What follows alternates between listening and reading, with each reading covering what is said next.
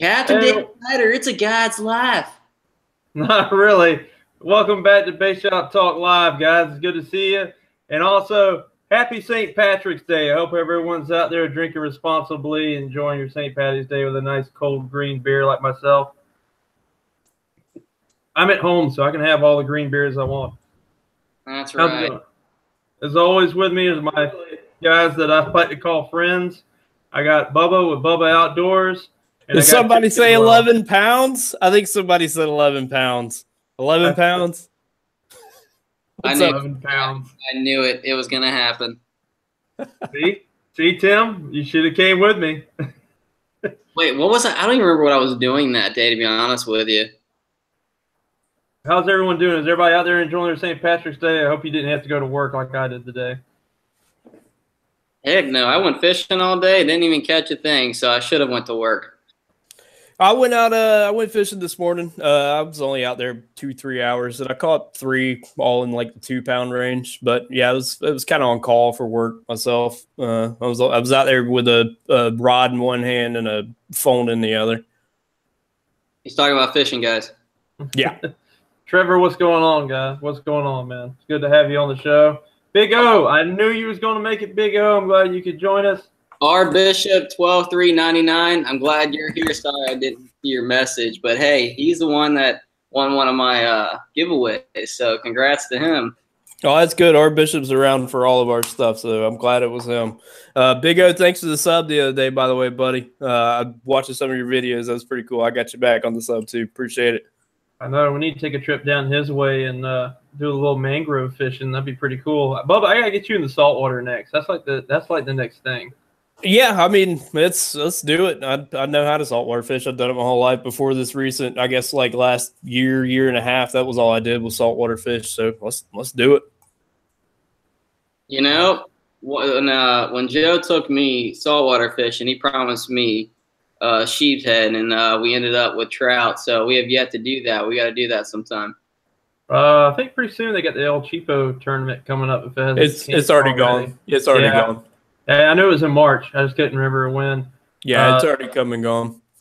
I'm just ready for the water to get warm up, get the redfish in here, the pompano. Any week now, the Spanish mackerel should be in the surf. So I'm looking forward to that. This should be here. And I want to try to get the kayak, do some beyond the breakers fishing over the surf for some Spanish mackerel. A lot of people use Spanish mackerel as bait, but I mean, they make good bait, but they're pretty tasty too in their own right. Oh yeah, that's good eating. We'll get to that though. We'll get to that when we get to the reports there. So yeah, guys, this is the 3rd episode here. Thanks for coming again if you've already been here, and welcome if you hadn't. We are all 3 North Florida fishermen, Jacksonville, but we try to talk about all kinds of fishing in general. If you haven't, obviously if you're here, you've probably watched one of our videos. Go watch all 3 of them. Sometimes we go together. Sometimes we go separate. You get to see a lot of different styles of fishing and a lot of stuff from different angles. So it's pretty cool there. Yeah, if you guys are chiming in for the first time, or again, repeat, guys, comment. We watch the chat as we're going here. There is a slight delay on the chat, so we might, we'll see it, we'll get to it, but it might take a second to get to it. But tell us where you're from, what kind of fishing you're doing, any kind of questions you got, shoot them out to us. We will try to answer them. But let's on that saltwater kick there. Let's move into fishing reports. What you got, Joe? Right now, like I said, the cold fronts we've been having up here, and that actually has been all across Florida. When I went down to Okeechobee, you could even feel it down there. The beginning of the month, we had like 2 weeks of warm weather, and that got the bass started kicking in. We had the full moon at the same time, and they were spawning. There was beds everywhere. You guys were finding beds. The bass in my pond were bedding. I had like 8 of them on the beds there. But then the cold snap hit. We had like 3 days of like down in the 30s. And that killed all the fishing. Like everybody that went saltwater fishing got busted and couldn't catch anything. The bass in my pond moved back off the banks and went out deep. It seems like the only person that did any good when that cold snap hit was you, Bubba. I don't know how that happened. Yeah. On saltwater real quick before we get to that. the guys that I've talked to, the guys I know that do a lot of saltwater fishing, everything that they're starting to get rat reds in now. It's hard to find a slot red. There's everything is still out past, at least out past the jetties with any size to it. But I have heard a bunch of guys catching rat reds, no slot reds at all. I have seen a few guys with drums show up, and yeah, whenever the Spanish mackerel bite is on, it is on.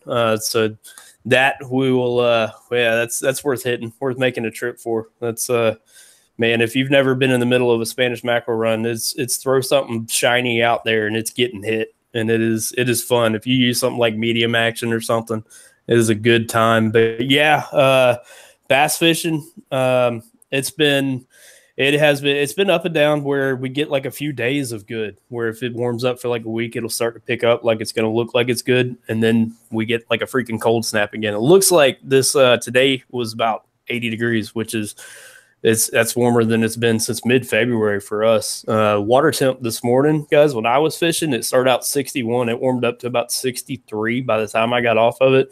And that is crazy for mid-March. It is usually much warmer than that by now. But yeah, it's really screwed with the spawn, where I've seen, we'll talk more about that later. I've seen beds in ponds, but not in any kind of river or creek or anything yet. But yeah, me and Joe went, if you haven't seen the video of that one, oh boy, we went somewhere south of Jacksonville, north of Lake George. And yeah, somewhere in between there. And I got my new PB, guys. I got 11.02 pound largemouth bass. Caught another little bass. Joe caught one bass. Caught a mudfish. But yeah, if it's gonna be a slow day, that's my kind of slow day right there. Tim, what are you seeing as far as your fishing report here? All right, so pond hopping. I already told these guys earlier, but today I actually went fishing with Apex Bass and a few other people. They are on the beds. We got the male on the bed. The female is just not too far behind, and you know, I guess they haven't spawned yet. There are some fingerlings, but they're probably just from other bass. But the ones that I was targeting, you know, no luck whatsoever. Last weekend though, I went kayak fishing in a huge pond, and I caught a 6-pounder. I was 2 pounds off from doing the trophy catch for Florida. I got a picture of it right here. If you guys haven't seen this video yet, go check out my spawn bass fishing video out of a kayak. But other than that, guys, today was a really, really hot day. I didn't see a lot of bass on the banks. But, you know, that's pretty much it. You know, this temperature has just been really weird lately here up in North Florida.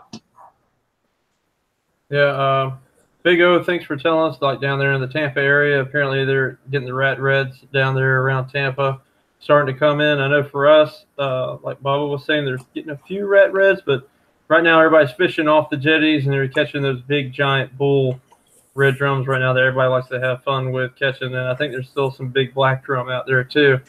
I'm looking forward to warming up and getting them in. The only thing saltwater that's inshore that's really liking this cold weather are the sheepshead and the sea trout.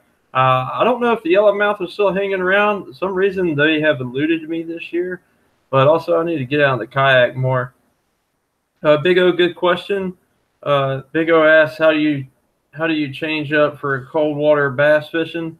Usually when there's a cold snap like that, Big O, one of two things happen. Either they lock down onto like hard structure cover. And when I say hard structure, I mean like either wood, timber, concrete, something like that. Something that's going to hold heat and they're going to feel secure, or they're going to go deep and they're going to school up real tight out deep. It's going to be harder to get them, but they're easier targets. They're not so spread out. It's almost like they're down there gathered up for warmth. I know that's probably not what they're doing, but that's almost seems what they do when it gets cold weather. And definitely fish a lot slower too. That's one of my things that I got to say about when it comes to getting colder, because I'm from Kentucky. So definitely fish a little bit smaller baits and fish them slow. Yeah, that's exactly what I was going to say, was slow down. For me, it's all about, you know, finding that same kind of pattern, what they're on, whether it's what type of structure they're on or if they're hanging out deep, and slow down. Y'all, you know, stuff like if it's shallow and they're on hard structure there, pitching, flipping, real slow, real lightweight. You almost got to hit them in the head with it, and then you almost dead sticking a lot of times. And real target casting. Once you dial in what kind of pattern they're on, if you can figure out what kind of structure it is, you might as well not even target other stuff if you're on a bite. But yeah, everything's slow and everything's tight. Speaking of figure things out and everything, Joe, tournament fishing. How did you figure them out when you're on Lake Okeechobee? Because that's a big chunk of water. Basically, I just had to start from scratch. I just did a lot of Google Earth, but Google Earth really wasn't helpful because things have changed so much out on the lake. So Friday we went out. We ran out of the Kissimmee River out into the main lake, and I still had boat issues, but it kind of handed us a good hand because right at the mouth of the lake that emptied out, or out mouth of the Kissimmee River that empties out the lake, we just turned right to the first point, and I thought they were big gizzard shad just coming up, but it turned out to be, yeah, there was gizzard shad, but it turned out to be there were bass feeding on those gizzard shad. And I had a new angler. He was new to tournament fishing, and I told him, I said, throw a whopper. He had a whopper plopper tied on. I remember having a whopper plopper. Everything else was like worms or jigs and stuff like that. I said, throw your whopper plopper out there. And the first cast with a whopper plopper, he had a 3-pounder, smashed it, but he threw the hook, sadly. And then I had a rattle trap, threw that, and I caught 3 bass like back to back. Anywhere, 2 of them were 2 pounds, 1 were 3 pounds. I said, hey, let's leave them alone. I said maybe they'll come back here tomorrow, or even if they're not schooling, they're still going to hang out in this general area. So we hit it back in for safety reasons because, like I said, the boat wasn't operating right. Lakeshore Marine, if you guys are ever down in South Florida around the north end of Lake Okeechobee and you have boat problems, I highly recommend Lakeshore Marine. They managed to squeeze me in there, discharge me for, just hourly costs, and they found a bunch of problems my previous mechanic left for me to find, I guess you could say. And they got me taken care of, got me back out there on the water. And we went out Saturday morning, bright and early, was actual tournament day. We went back to the spot where the bass were schooling. And I remember they stopped schooling at a specific time. I said, okay, well, we're going to stay out here for 30 minutes. And once it gets past that time, if we don't catch a fish or they don't come up, then we're going to press on. And the water was really dirty. It was like chocolate milk out there in the main lake. And everybody was finding clear water more way back in there where you can like almost get lost. So we headed into the small canal. There was a fella in there. He was crappie fishing. It's people don't really fish it. I mean, like there was no one else fishing in there the whole time I was there. People were just using it to kind of get back and forth between the lock and the river. And Big O is a good question that you asked because that's what I was using for. Took out the rattle trap because it was still early in the morning. I figured they wouldn't be up in the cover. They'd still be kind of roaming the canal. And I threw that rattle trap out as a search bait. It was blue and chrome, classic for down there in Okeechobee. Got my first fish of the day on that, 2-pounder. I was happy. The first one's always the hardest to get when you're tournament fishing. Got him in the box, threw it some more. Guys, if you're throwing it for more like 5 or 10 minutes and you're not getting any more bites or not seeing any more signs, it ain't happening, go to something else because you have to move with the fish. They're going to come out as the light's low, and as the sun gets up, they're going to push closer and closer and tighter into that cover, be it weeds, cattails, lily pads, or whatever. They're going to hang out on the edge when the light's low, and as that sun gets up, they have to shade their eyes so they get back in there. So then I went to using a Gary Yamamoto Ica. It kind of looks like a tube bait, but it's solid in the middle. It's not hollow. Went to flipping with that, hooked the 3-pounder. Also, guys, I'm working on this video as we speak. That should be up here in the next day or two of my day 1 tournament in Okeechobee. Hooked the 3-pounder, kept flipping it. It's a little 4-inch bait, real finesse. I was just trying to get a limit real quick. Got my other 4 fish. No, what was it? 1, 2. I got my other 2 fish on it, and then the sun got really high, and I just stopped getting bites. It just stopped. Like I said, if you're not getting bites and it's been more than 20 minutes, move on. Try something else. Think like the fish. So, never punched before. Watched a lot of videos. So I had me an 1.5 ounce tungsten weight, had me a Bruiser Baits intruder on, saw some pennywort, which is like little dollar pad weeds. Probably my second flip, had a bite, pulled it out, and there's my fish number 5. Got him out, happy as can be. Now it was time to upgrade. I had 4-pounder on. He got off in the Hythens when I was punching, and then God threw me a curveball, and the clouds came out. So there went the cover, or the high sun, to get them up underneath those mats, and they came back out again. Well, I noticed them popping on the edge of the dollar weeds, and they weren't hitting anything on the bottom. They were chasing minnows and shiners. So I used a weightless fluke, and as soon as I'd pull it off those dollar weeds, they would smash it. And I managed to upgrade 2 fish. My first day of weighing in was 10 pounds, 10.33 pounds, which was good enough to put me in 10th place out of 27 people. But first place got smashed with 21 pounds. Fella had a 7 and a 6-pounder and some other like 2-pounders. Killed it. And he went further south than I did, and he was punching all day. He got that punch bite real quick. Day 2 was a lot harder. I went back to the canal. It rained the night before. That cold rain coming in there just dropped the temperature so low where the fish just stopped. Going down the canal the day before, you could see bluegills popping, bass hitting along the edge. It was just dead quiet. There's nothing going on. So we headed out there to the main lake. Threw some frogs. I lost some on a frog. My partner caught one. And then we just started working down the bank, and I found some small cattails, and I started throwing a swim bait and couldn't get bit. And then I saw another guy in the club fishing a tournament, and he caught a 7-pounder, a 3-pounder, and a 2-pounder all right there in front of me. I said, what am I doing wrong that he's doing right? And we're both throwing the same bait. Like, guys, when you see me pick up a vibe tail worm and put it in my hand, it is tough times, because that is my go-to bait. I feel like if I can't catch them on anything else, I can catch them on that.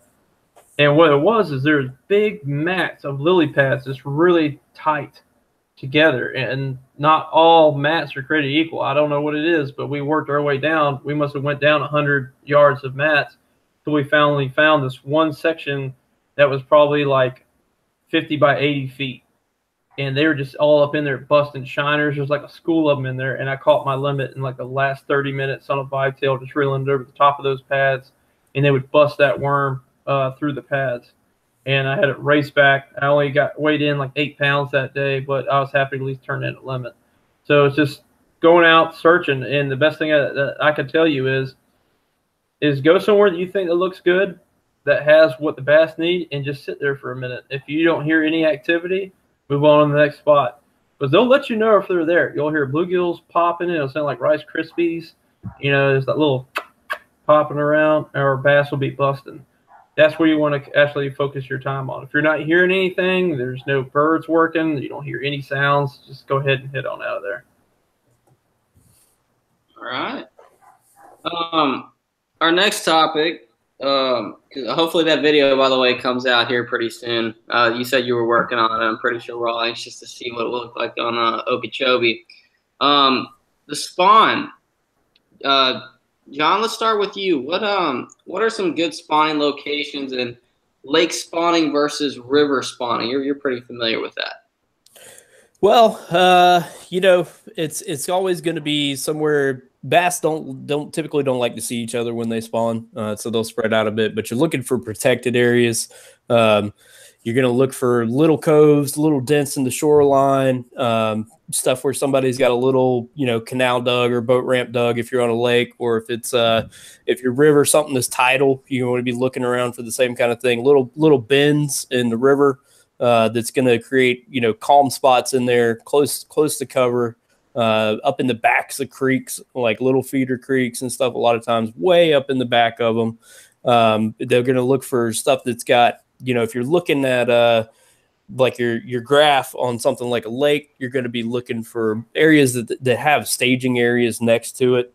There's a lot of good stuff out there on like YouTube if you're looking for information on spawning. But if you're looking at the pattern of how they go through the spawning, where they'll start to they'll move up into these staging areas, these flats and stuff, you know, that where they start loading up and feeding real hard, and it's going to be close to where they spawn at. And if you really learn how to read like your graphs and stuff like that, you can pick out blind almost on a body of water you never fished where the spawn's going to be. But if it's stuff like this tidal and it's flowing, then you're going to look for breaks in that, and then it's going to be, you know, all the time. If there's a breaking current, if it's a calm spot that's kind of sheltered, that's where they're going to be at. It's going to be somewhere, you know, the water clarity is definitely going to have an impact on how deep it is. If it is, you know, tannic water, stained water like we have up here, it's going to be, you know, a lot more shallow, it seems like, than if you're on some of these real crystal clear lakes that have a lot of vegetation in them that cleans the water out real well. They're not dealing with, you know, all the overhanging trees and stuff that we got that make the water real tannic. It's going to be a little bit deeper there. So yeah, it's been a weird spring for spawn. I'm expecting the next full moon is going to be at the beginning of April, end of March, beginning of April. And I'm expecting it's probably going to turn on then, because it's usually would have happened. You know, we saw everything start to get on beds and nothing really happened because it got warm right around a full moon. And then as the full moon hit that night was bam, cold front. So that pushed everything back off. Pond near me over here has got some fry in it. So somebody got something done, but not much, not a lot of beds in there. So it's probably this next full moon is probably going to turn them on if it doesn't happen before then. You know, there's a lot of options on lures for spawn too. You know, one of my biggest things for fishing the spawn is I like something that stands up. Whether it's, you know, fishing a worm, fishing a crawl, or fishing even like a swim bait. I like something that's got like a nose weight to it. So it'll nose down and look like it's nosing down in that bed. And that's what seems for me to trigger that, you know, that pick it up.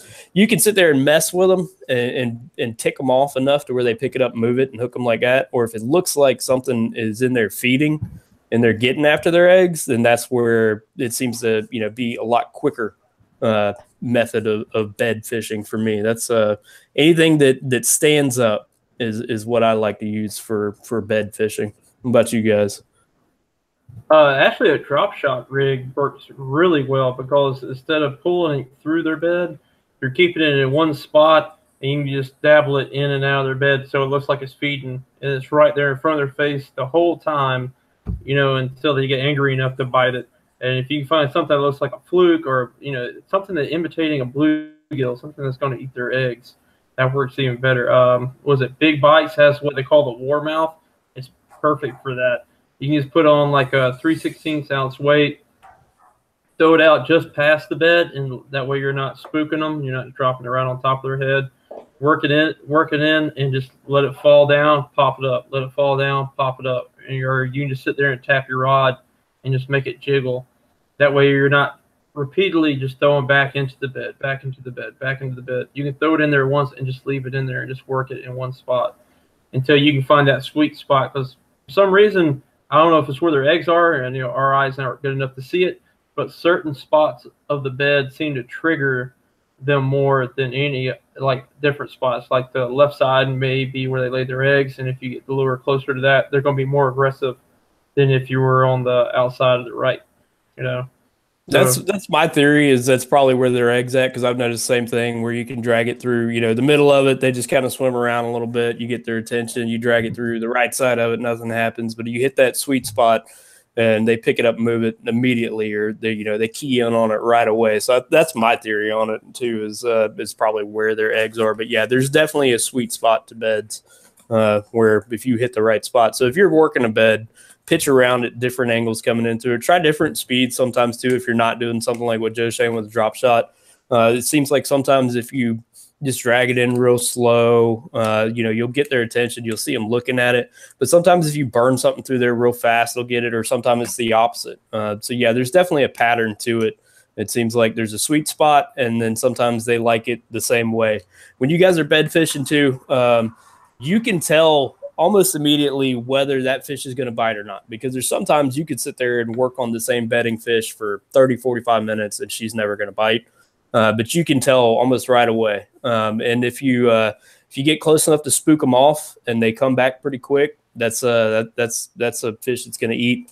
You can tell by how much attention you're paying to what you're dragging through the bed. If they're keying up on it fast and watching everything it does, that fish is going to hit it, or at least pick it up and move it. So yeah, you can tell almost immediately whether it's a bed worth working on or worth skipping, coming through a couple times, and then moving on to the next one. Good deal. Tim, have you got any on beds so far, or seen any on beds as of lately? You know what? Yeah, I found them today. I literally threw everything. I tried throwing a jig, but that was actually a good idea that you said, Joe, about the whole drop shot thing, keeping it in their face. Because what I noticed is that every time I would throw the jig a little bit past the bed, it would spook the mom, but she would come back, and the dad would look at it, and then the dad would take off. But like you said, it's a little bit too low to the ground, so a drop shot might actually keep it up a little bit. So that's a good idea. I tried throwing a bunch of other stuff, though. I tried swimming a worm, trying to keep it up in the water column, maybe halfway through, but they just kept getting spooked. So to be honest with you, as far as an idea for what to throw during the spawn, I would say go ahead and use a drop shot. I haven't tried it yet, but I mean, that's what? I didn't even think about it until he asked you if you've caught any off beds. I was thinking about one that I caught off a bed. One of my favorite things to throw during a spawn on a bedding fish is either like a lizard or like a brush hog. And I think it triggers like salamander response. They think it's a salamander and they're eating after their eggs. But that's one of my favorites to do on it, like a brush hog or a lizard. Big O, man. Sorry you got to run on us, but we appreciate you tuning in. We hope to see you on the next one, man. You take care and have fun out there tonight, but be careful. Later on, Big O. Musky Hans or Hans. What's up, man? I'm going to go with Hans on that one. Yeah, Hans Solo. I don't know about Musky, man, but we got Jax. Right. That's our pike cousin. Yeah, that's our southern pike, a.k.a. the chain pickerel. We need to do an episode where that's what we go after is just chain pickerel. Like, go to Sampson's Lake and see what's the biggest chain pickerel we can catch. I'm in. I was looking at, just looking through. I was looking through the trophy catch stuff, which I'd like to talk about in a minute anyway, not just because I would like to talk about that big old fish again, but because it's a really cool program. But I was looking through the listed trophy catches, like which lakes are producing the biggest fish and the biggest numbers. And I was looking through Lake Sampson. I was thinking, man, I'd like to go out there and do some chain pickerel fishing. So I'm in, man. I'm in. Yeah, let's do it. You definitely got to do it before summer, or else it'll just top out with hydrilla. Guys, if you're familiar, Lake Sampson / Rowell, it's great fishing during the springtime, but as soon as summertime it gets so thick with hydrilla, you can't even move through it. You pretty much it gets to the point where it's almost as bad as having an airboat. But first thing in the year, though, it's a good fishing lake. You're going to get a lot of chain pickerel. You're going to get a lot of buck bass, but there are some nice bass inside there. What, Muskie Hans, you've never caught a chain pickerel before? Well, considering I think the world record is only 7 pounds, and you probably use that for muskie bait. So don't worry, you're not missing out. Yeah, it's like a small pike. That's what it is, like a small pike. They're a cool fish. Most people around here consider them junk fish, but they're pretty cool. All right, Tim, I know you was asking us earlier today about getting a battery for your fish finder on your kayak. How's that coming along, man? So I actually ordered them today, and when I actually messaged you guys about what can I use to keep the transducer inside the hull of the kayak, it turns out that Garmin actually makes an in-hole kayak transducer mount, and it's just this foam that's already cut out for the size of the transducer. So I ordered that, and it was actually cheaper than what did you call it? Duck seal. Yeah, duct so tape. it's actually duct tape. It's actually cheaper than that. It was like $2 or $3 cheaper than duct tape or duck seal. Damn it! How's it hold the styrofoam down onto the kayak? Though, is like sticky on one side or something? Do what now? The styrofoam, like you said, or the foam that you said the transducer sits in. How does it stick to the bottom of the kayak, or on the inside of the kayak? Is it like sticky on one side, like double-sided tape or something? You know what? I have no idea. I actually watched an iCast video. I think it was 2016 where they were demonstrating it. They just had extra glue because I had the kayak vertical. I don't really know how it looks, but when I get in the mail, it should be in by Monday. I'll let you know. We'll do a install video on that so everybody else can see it, and because maybe they're, maybe they got those the little bananas like you got, and want to do the same kind of install. I know, that's like the number one thing. I did not even put my kayak in the water until I got my fish finder installed on that, and that's probably like my most viewed video is my fish finder install. So far, like all the upgrades I have on my kayak, which make life a little bit more comfortable, is the hinge kit. The hydraulic hinge kit, where all I gotta do is just pop the buckle and the hinge will just automatically lift up so I can get in there and get my gear, be it camera batteries or baits or fish grips or whatever. But oh yeah, I don't have to reach my fish grips anymore because I got the holster right there next to my side. And I opted for the ram mount pole holders instead of the Scotty. I mean, they're a little bit better, but I can angle them so much better in so many more different ways and place them. And I like being able to stick them out to the side and troll, which a lot of you guys that watch my saltwater videos know that's how I catch a lot of my sea trout. I'll put a mud minnow on each rod, and I'll just troll around the deep holes until I get a bite. And once I get a bite, I'll stop, anchor up, and fish there. And which brings us back to the fish finder. I got the Lowrance Elite 4. And a lot of other guys have videos where they put the kayak or put their battery inside their console. I didn't like that. I wanted to be able to have all the room for my gear and tackle in there. So I moved the battery to the actual inside of the kayak, and then I got lucky and found this nice little free display. I don't know what you call it. I know it has like a 3-hole display, kind of has a display your voltage, the cigarette lighter to power your fish finder, and 2 USBs to charge up your battery or whatever. I'm gonna try to play around with that for upcoming mods. To keep my battery life kind of like a battery tender, I want to see if I can wire a solar panel, a 12-volt solar charger, to where it'll go back into my battery and keep charging my battery like if I don't have my fish finder on. That way, since you're out there fishing in salt water or open water, you're in the sun all day anyway, might as well put it to use and have it charge your battery back up in your kayak. And summertime's coming up. Something else that I want to try doing my kayak is you go on Amazon or eBay, they have those LED strips, and you get them whatever color, or you can even get them with a remote if you want to be real fancy. But I want to, underneath the kayak, there's 2 slots that's made for to help you track better in the water that are kind of like sunk into the kayak. Well, I wanted to take those strips and either glue them or put them up underneath there so I can do night fishing. You're kind of like your own floating dock light. Right. You can just turn it on, and now you got green lights. And plus, it's also a good safety feature because, the big green glowing light, I would really hope if there's a boat out there that they wouldn't want to run into this big, giant green glowing light thinking that, they can clearly see you. You ever see those old school, like they're called like a fishing light, but it's 2 gator clamps that you clamp on your battery and toss it in the water, it floats, and the light's on the bottom of it?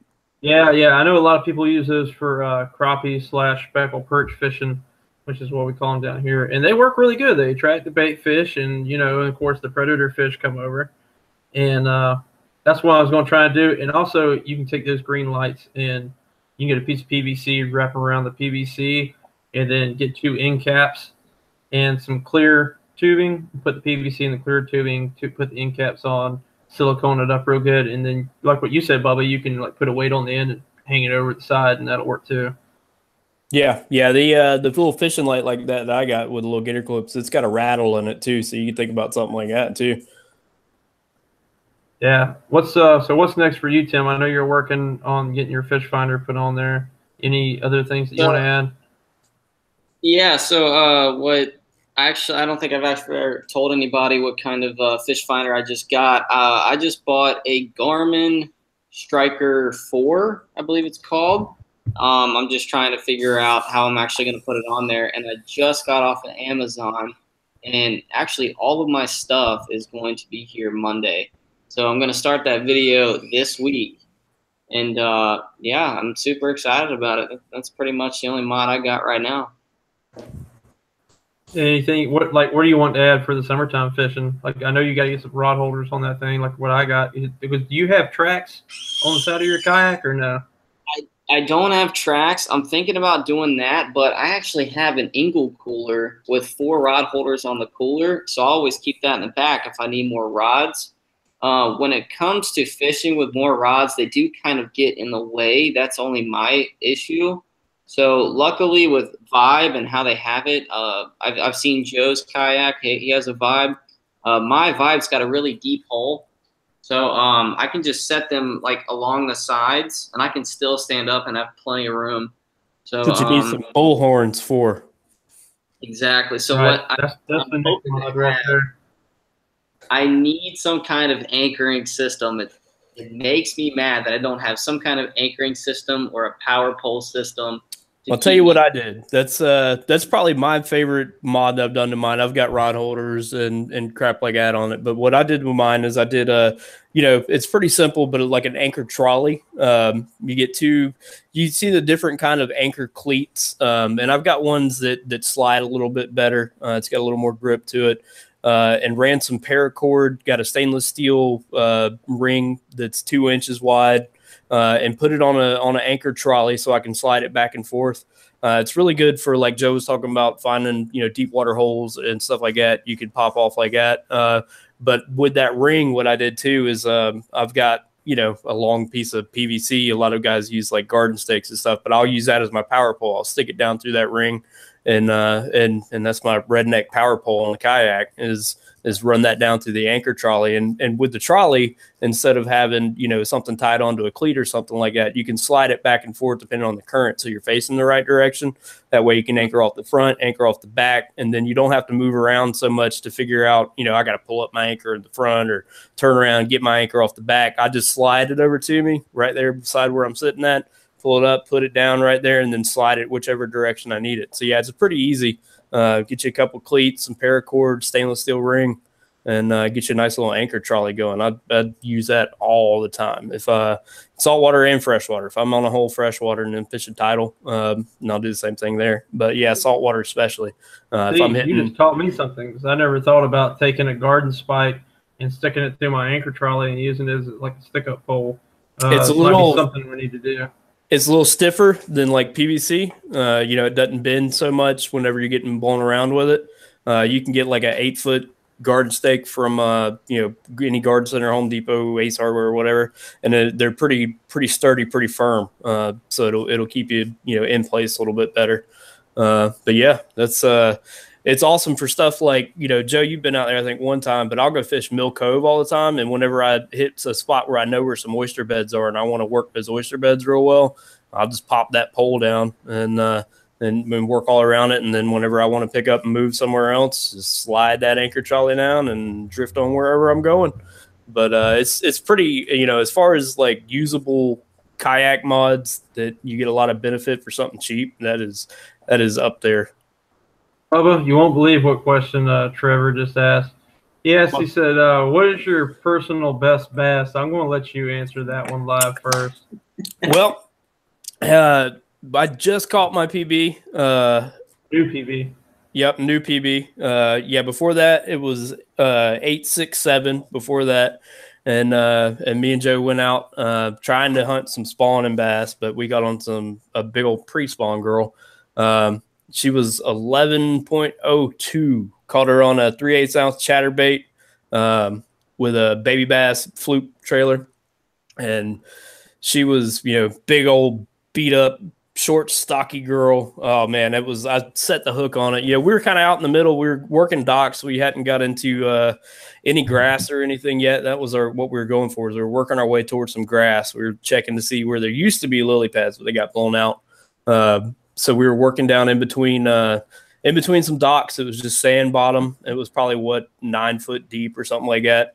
If that. And I was on the back of the boat and waiting to get up to the next dock, just throwing out in the middle of between two docks that were probably 30 foot apart. And then she was right out there in the middle. I let it threw it out. I was watching the video on it to try to see what depth she was at, and I threw it out, let it sit all the way, sink to the bottom, and was just kind of medium retrieve, foot or two off the bottom.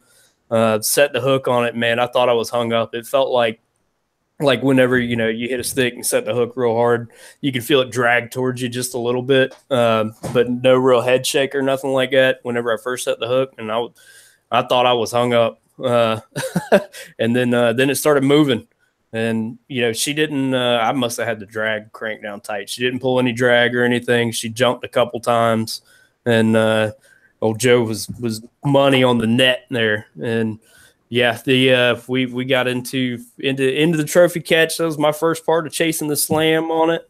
But yeah, that's my new PB 2 weeks ago, 11.02. You can go check out that video either on my channel or Joe's or both. Big O watched yours first and then went and watched mine and was like, "Oh man, she looked even bigger on yours." So yeah, it's pretty cool to see different angles on it. But yeah, you can see that video on both of ours, 11.02. Yeah, my camera angle, I apologize for that. It sucked. I had it down too far. That's what sucks if you use a head mount. You're not really sure what you're looking at because you can't look through the camera. And Scotty, that's Scotty Outdoors, man. That's really nice of you to offer that help with him. I mean, that's really cool. That's what I love about the fishing community. A lot of times we'll help each other out. There's really no negativity, you know, among us, unless there's tournament and money on the line. But but we're still pretty civil most of the time. Scotty, I'm actually kind of watching it right now, so I do appreciate you doing that too. I'm just checking out like how you're doing this kind of stuff. That's awesome, man. This webcast is so boring. Tim's watching YouTube videos. Sorry, Tim, we don't involve you enough. But so you guys, Bubba, Tim, you ready? This weekend. Right. This weekend's the big trip, man. Oh yeah, can't wait. It's gonna be fun all the way around. Even if we get after what we're after or not, it's gonna be a fun time. Right, so we're going. The first time that all three of us will be fishing together in kayaks. And Bubba, right. I've never fished with you kayak fishing. It's always been in some boat. Yep, always been in a boat. And so if you guys have been paying attention to us, we're doing basically like a year-long thing, or if we get it done before that, you know.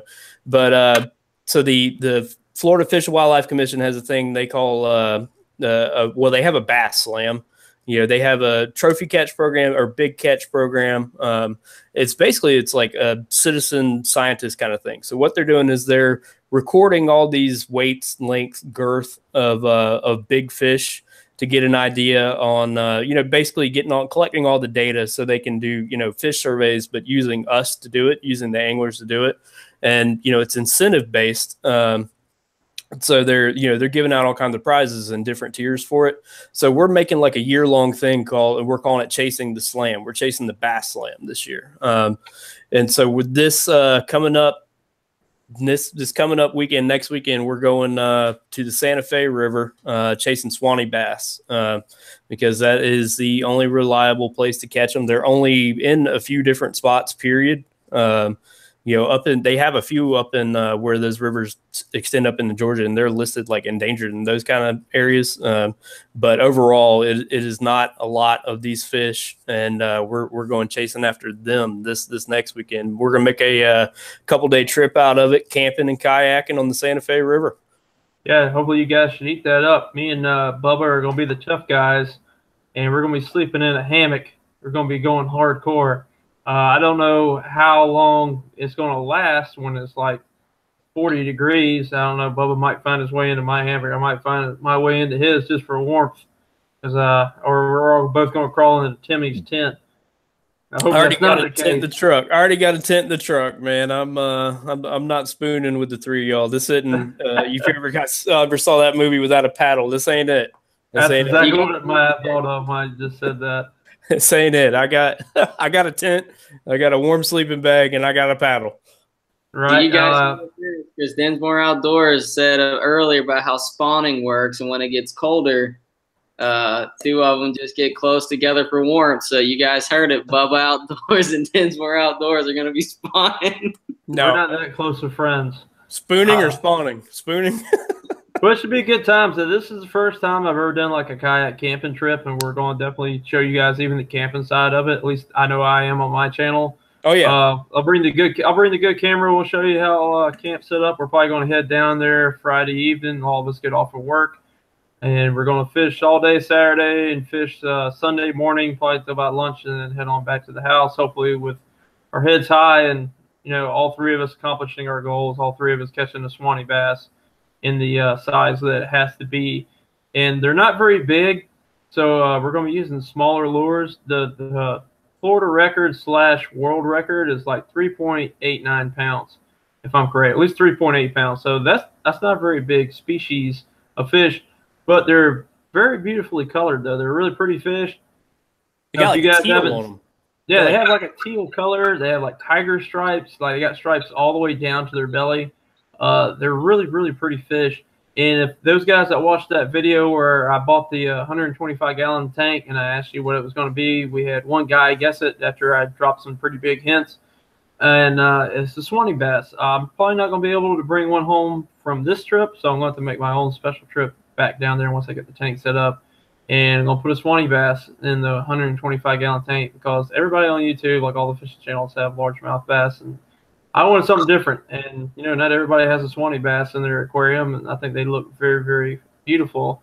And that's what I wanted. Plus, Miami, you go catch a peacock. It's too far to drive.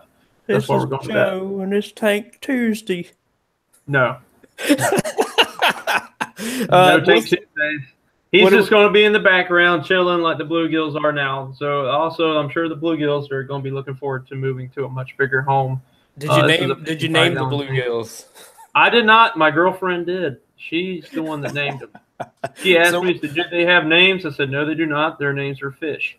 And she said, we got to give them names. And she named them for, this is how cool a girlfriend I got. She named them after the Earps. You have Wyatt, James, Virgil, and Morgan. That's good. So she named them after the all the Earps. So I thought that was pretty cool. And then she went cool on the bluegills, but the dollar sunfish she named Bubbles because he has blue cheeks. Lord. So she dipped off on that one. So what do we need here? You, honey, don't be mad. We need a pound and a half, right? For a Swanee bass, we need a pound and a half. I think they have to be 15 inches. 15 inches or 1.5 pounds. Right, whichever comes first. Right. And when I catch one, I'm going to let the subscribers name him. I'm not going to name the fish. I'm not going to let her name him. I'm going to let the subscriber have a contest, and whoever gets the most thumbs up, on a name, that's what we're going to name him. What's the size for the slam on the largemouth? Since you and me have got one already, and Tim's the only one slacking on that, it's either 24 inches or 8 pounds, whichever. I'll just making sure 11 pounds work. That's all. Pretty sure 11 pounds is over qualifying, so you're good on there. Okay, 11 pounds. Hopefully I catch one. I need an 8-pounder like tomorrow. Well, you're not going to get an 8-pounder down there in the Swanee. I'm sorry to tell you. That's one thing, guys, in these little rivers. It's really hard for bass have to work a lot more, fighting the current, so they burn more energy and they don't grow as big. Now, largemouth, there'll probably be some, largemouth about 3 or 4 pounds, but the odds of catching 8-pounder fast-moving water are very, very, very slim. For Swanee bass, same way. All the research that we've done on them, they're a lot like a Florida smallmouth. Where's Muskie Hans? You in here, man? I hope you're still here. But they're a lot like a smallmouth where when I say that, they have a smaller mouth. They don't grow as big. And their main forage is not really prey fish. Their main forage is crawfish or crawdads or whatever you want to call them. So this is the main type of bait that we'll be using. And I got a different kind of variety, so I'm going to throw. This is a Bruiser Baits Crazy Crawl.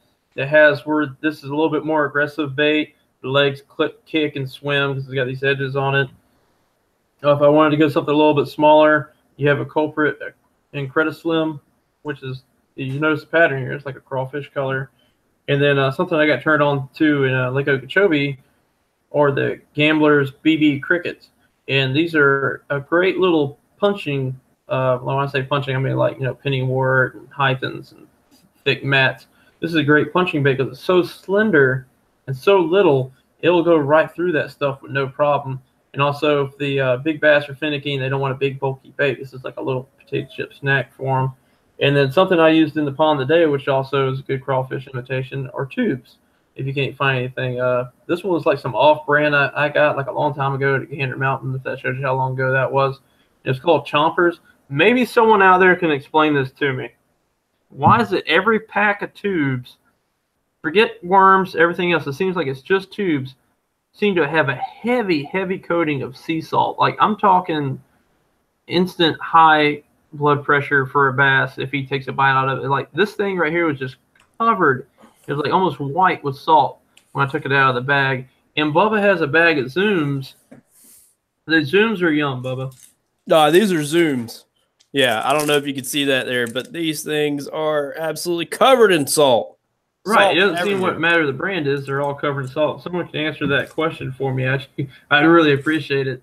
But like I said, just for targeting Swannies, and even when we go after the shoal bass and we want to use a crawfish kind of pattern lure. Tim, I know Tim. He'll get a short attention span, and he'll want to go catch those 2-pound largemouth one after another over in the grass. But me and Bubba, we already got our largemouth, and we're hard after it, and we're going to go after the Swannies.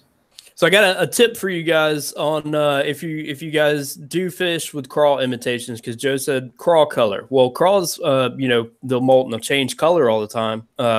So here's my tip, because me and Tim were talking about this yesterday. If you do catch a crawfish that a crawfish feeding bass, if you catch a bass that you always look in their mouth, you can a lot of times see the tail end of something sticking out. Whether it's bait fish or crawfish, you'll see pinchers sticking out of it. So take a look at the claws on the crawfish and try to match that color. If you're trying to match whatever crawfish color it is, look in the mouth of those bass and look for some claws sticking out. And that's the color you want to try to match, because they will, crawfish will change colors. It's not often, depending on where you're at, but yeah, they will change colors. So yeah, try to match that hatch. Everybody thinks crawfish, and crawfish is always, crawfish color is either red or green. But yeah, take a look at in the mouth of what you're catching. Try to find some pinchers. Try to match that color. What's if all you see is whiskers? Not too far away. The only thing you see is whiskers. I don't know. You're screwed then. Don't pull it. Don't try to pull them out of his mouth. But hey talking guys, about whiskers. Talking about whiskers, what I'm going to use is Crazy Legs Sugar Craw. I don't know if you guys are familiar with those, because it's got the little whisker-looking deals. Okay, yeah, that's cool. Probably start out with an 1/8 ounce weight, and then we'll move up if the current's even rougher. And you bring your stakeout pole, definitely. Yeah. And we're not fighting the current the whole time. Guys, I know there's like all 3 of you guys watching right now. Man, I know we picked a heck of a day to do this. It's Saturday, St. Patrick's Day. Everybody's out barbecuing. It's a great day outside, cooking with your friends. Please share the video. Please, check out our channels. We're trying to grow this Bait Shop Talk. We'd love to get like 20 of you guys in here just asking questions. We'd like an interactive crowd. So feel free to, chime in anytime with questions as soon as the mood hits, or just say what's up. We love hearing from y'all. Yeah. Tell us where you're from. That's we like getting back and forth with you guys. You guys, have any questions or anything like us, shoot that out. FYI, I am aware that mine is the first few minutes of mine had an audio issue. I did fix it now, obviously, but I'm going to go re-download Joe's after this and upload it as a different video and delete this one. So I'll have a fixed version up. But yeah, share it. We're trying to get this to be a thing. And also, which you guys like more. So, what's that? I said, and also let us know which one of us Googans they like more. Oh, do not use that term. Me and Bubba are so anti-Googan. you're fixing to get kicked out of the bait shop, man. No, I like you guys. You're likable. Be a 2-man show. Yeah, it's fixing to be a 2-man show. Just sitting around drinking coffee, or in this case, green beer. All right. So while we're talking about the slam, green in the FWC making it incentive based, I want to tell you guys about this. I'm not sponsored by these people. I'm not on their pro staff, but as part of me catching that big old bass and getting in the trophy catch, I got a big old $75 discount in the weight category that I was in for Enigma rods. I got a 7-foot medium heavy. It's got some like semi-micro guides to it. Pretty cool little guides. I don't know what the insert is, but it's stainless. It's got a pretty fast tip. This thing is graphite, super sensitive. I like this rod. This will probably not be my last Enigma rod. For $100 is what this thing retails at. I got it for $75 off. They jack you on shipping on it. Nice grips to it, pretty good. I like the pistol grip. It's blank through. Nice grip on the end of it. Hook keeper is absolutely useless. Yeah, who the heck puts a hook there? It's useless. But the rod itself, the blank, I'm a fan of it. It's some 30-ton graphite blank. And for a $100 rod, it's super sensitive, super light. It's got a good tip to it. I really like this thing. That's probably not going to be my last Enigma rod. Like I said, not sponsored by them, not on their pro staff, but I like it. But what you talk to us about the reel you got on it too? That's a new reel too, ain't it? Yeah, it is. I put a Cast King Royale Legend on here, and for the price, because you kind of have to watch like reviews on YouTube and stuff. You don't know what those people are using normally. You don't know what if they're sponsored by them, if they got the reel free, anything like that. I'm not. Again, nothing to it.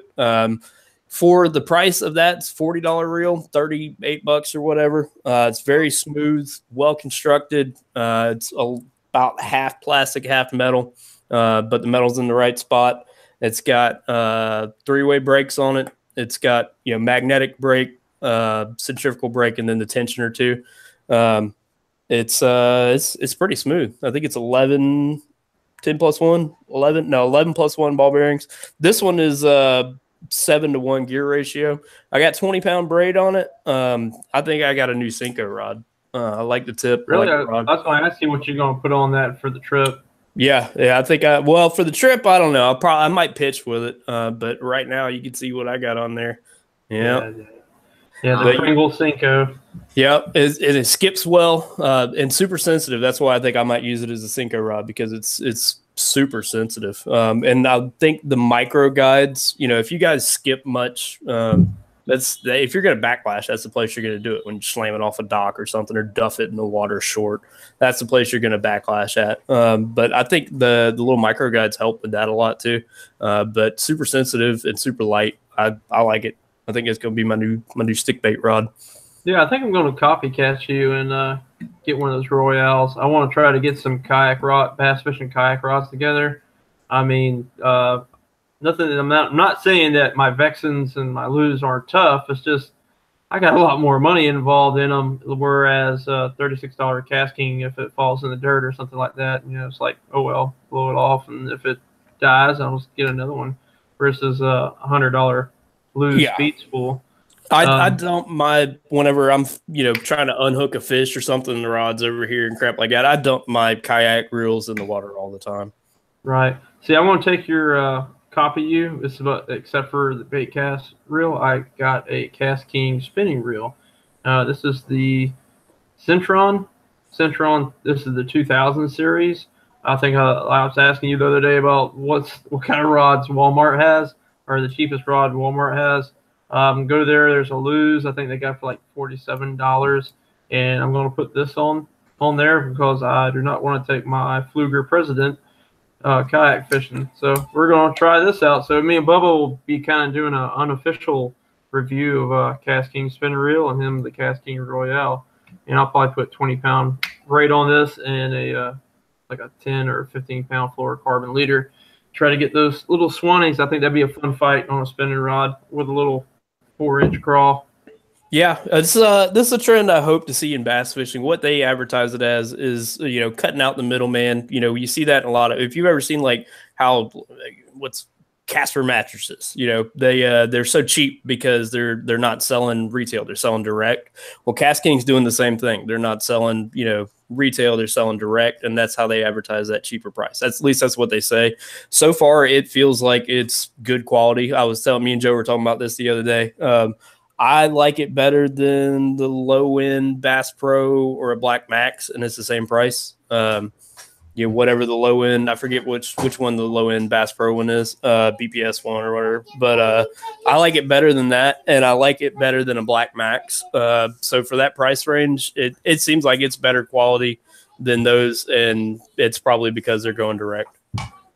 Tim, what kind of rod and reel setups are you bringing with you on the trip, like for your kayak fishing? I'm glad you said that, and I just not posted it. Okay, never mind. Just kidding. All right, so basically what I'm going to be using is all of my rods are going to be FX custom rods. That's the name of the Extreme Angler Series company that I'm pro staff with, and I'm going to be bringing crankbait rod, a worm rod, nothing too heavy because, like they said, the state record is 3.89 pounds, so nothing too heavy. So yeah, just a couple of smaller things. I also have like a little spinnerbait rod I'm going to be bringing, but that's it, guys. Nothing too fancy. I thought about bringing a frog, like a real small frog, just to have some fun and do some top water action, like first thing in the morning. Oh, the toads are coming. The toads are coming. Yeah, I know there was going to be some toad food. We're not going to catch any swannies that way, but if anything, I think it'd be fine because the swannies, as the sun will get up, they'll focus them more in the bottom of those channels and get them closer to them rocks where we're planning to find them at. Swannies, they're not like largemouth. They don't really care for grass. They like to have more of a hard sand, gravel bottom and be around the limestone and the rocks. Man, we did have 5 people. Now we're down to 3. Guys, shout out. Give us your name. Let us know who's here over there in the chat over on the side. We know our Bishop's here. I don't know if Scotty Outdoors is still with us or not. Let us know that you're here. We're nearing the end of our time. If you guys got any questions, please feel free to ask them. Anything you want to know about us, it doesn't have to be really fishing related. It can be boats, kayaks, rods, reels, anything. See, I told you. Old Rusty's still here. Appreciate it, man. Now I know what the R in our Bishop stands for. Appreciate it, man. There you go. Tim, no, you're not bringing your little sissy dog on the camping trip either. No, I don't even like that dog. She can stay where she's at. Yakking with Sarah. I am so glad you're here because I know I joined in on a couple of your live chats. I'm glad that you finally were able to join in on one of our live chats. Guys, we always talk about bringing a guest on the show, and we've been looking around. We were going to bring us a Canadian on the show, Muskie Hans, they would have liked that. They could actually have something to talk about because we don't know nothing about no muskies or walleyes, other than the crispies of the north. So, yakking with Sarah, if you're still here, and it's okay that you're late. It's better late than never. If you're still here, how would you like to be a guest on the show? Let us know over there in the comments. We might bring her on. She's pretty good at this. She's doing a thing right now where I've been paying attention. She's going to every park in South Carolina and doing a video on every park. And I think she said like 52 parks, something crazy. So she's going to have plenty of content. Absolutely. Jeez.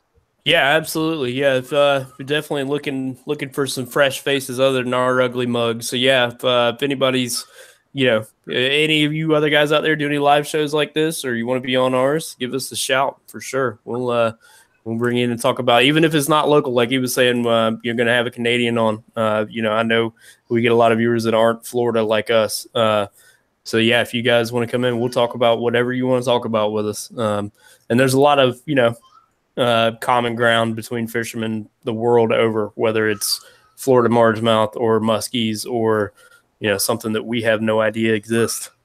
You know what? I do have an idea that I kind of want to share with you guys while I have all you guys on here.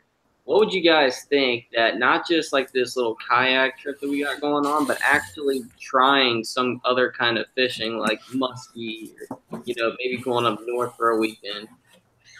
We just missed it. We said we're going to try to go catch jacks or chain pickerel. That's something we don't do every day. And good news, Yakking with Sarah says, sure, she'd love to come on the show. And now I'm completely jealous of her because she just left the Classic.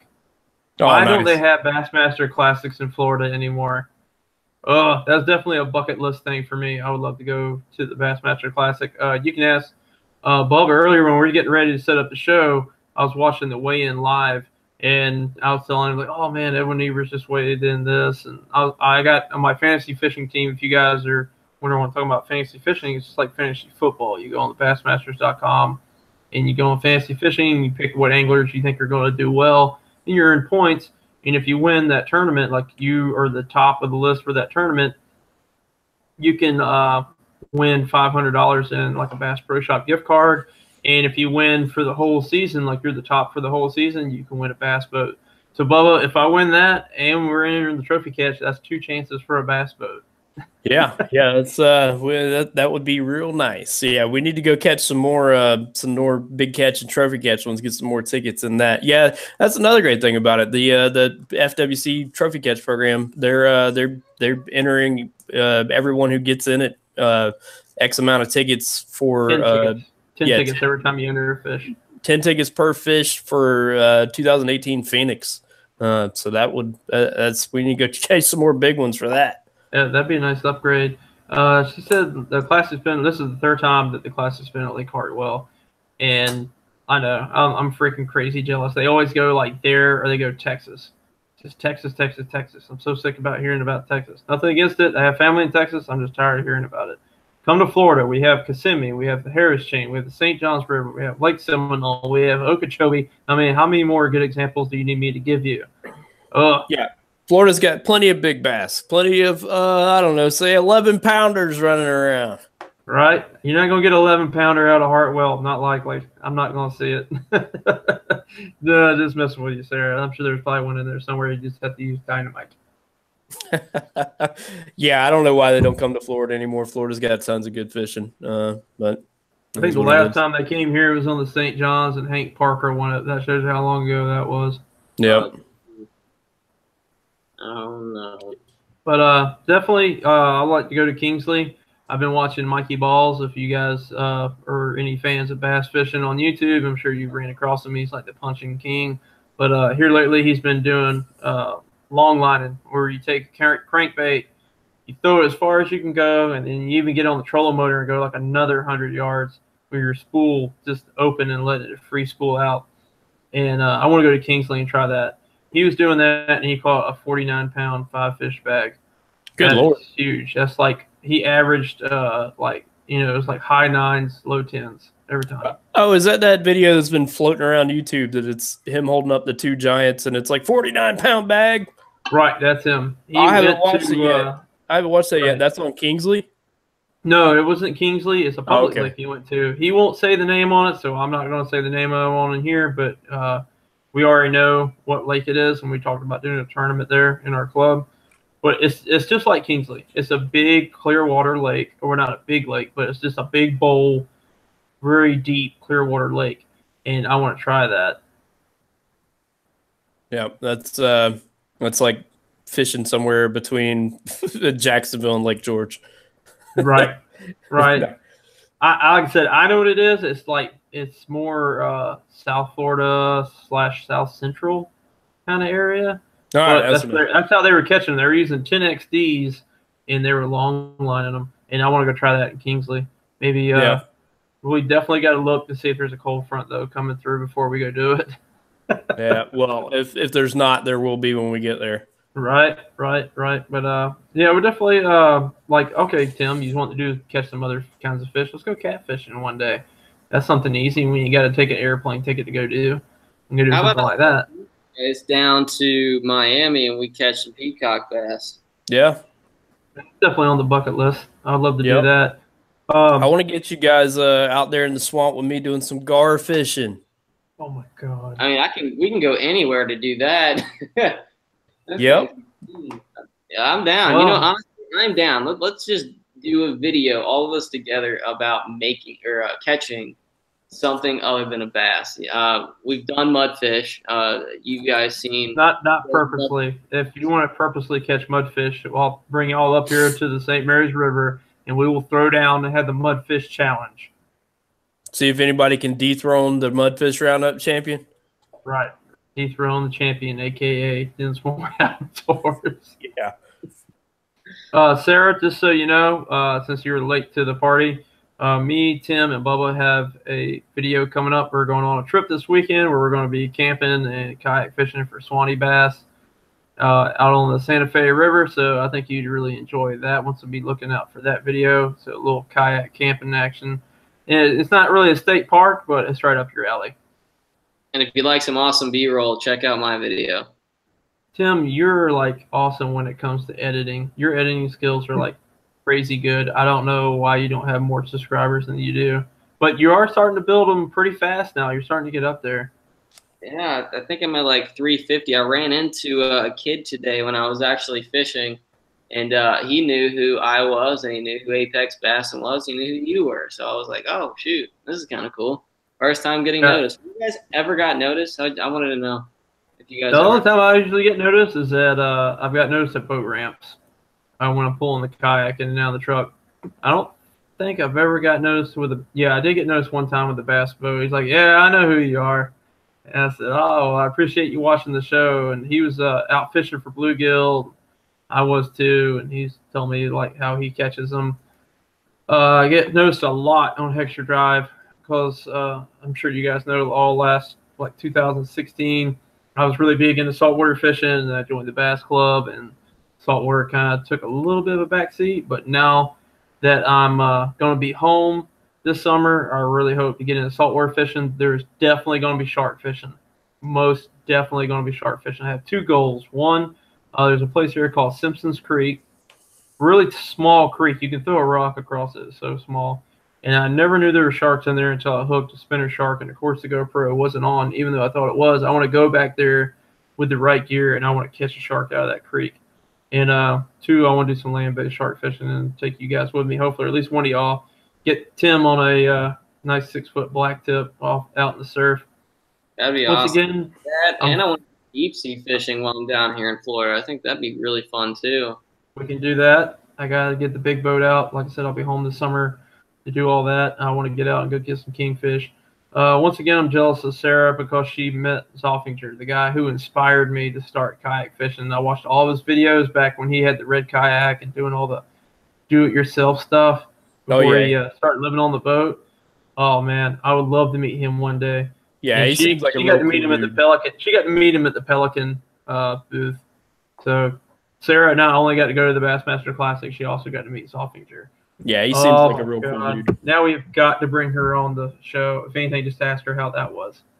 Yeah, every time I get noticed, it's, oh, hey, you're the guy with the bullhorns. Well, at least you're known for something. That's better to be known for the bullhorns than anything else. Right. Yeah, you know, Marty, whenever he opens his place down there in Tampa, what's that, like a 4-hour drive from where we are? Yeah.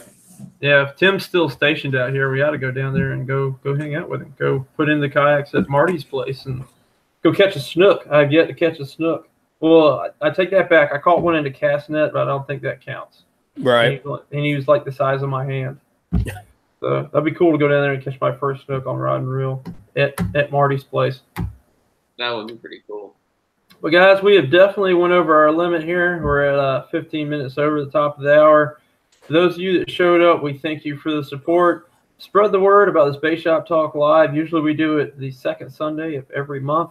Apparently next month we're going to have Yakking with Sarah on as our special guest. So you guys get to meet Sarah. We'll get to have her on here and chat with her and ask her about the Bassmaster Classic and meeting Marty. And I'm sure she's going to go back to the Bassmaster Classic tomorrow because tomorrow's the last day. And also we can ask her, you know, how's it going with the filming all the state parks. So when this video is over, guys, and we're done live, be sure to go back on here, leave a comment below. It helps us out. Share the word. We really want to grow this live chat and hopefully do it more often.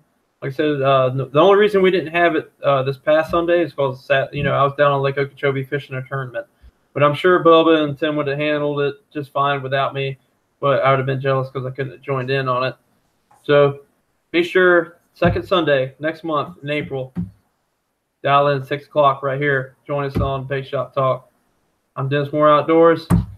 We'll see you later. Bubba? Yeah, keep an eye out the coming week for, well, I guess next couple weeks for our trip, kayak camping. And I am Bubba Outdoors. And I'm Tim. I don't even know my own name. And I'm Tim Kidwell Outdoors. All of our names are right here, so go check us out on YouTube. I mean, obviously you're following Bubba Outdoors or Dinsmore Outdoors, but here's my little channel. All right, later. Later, guys. Help Timmy get to 1,000 subscribers so he can start getting monetization, help out the small YouTube channels. We'll see you next time. Take care. Remember, we do more in Dinsmore. We'll see you later.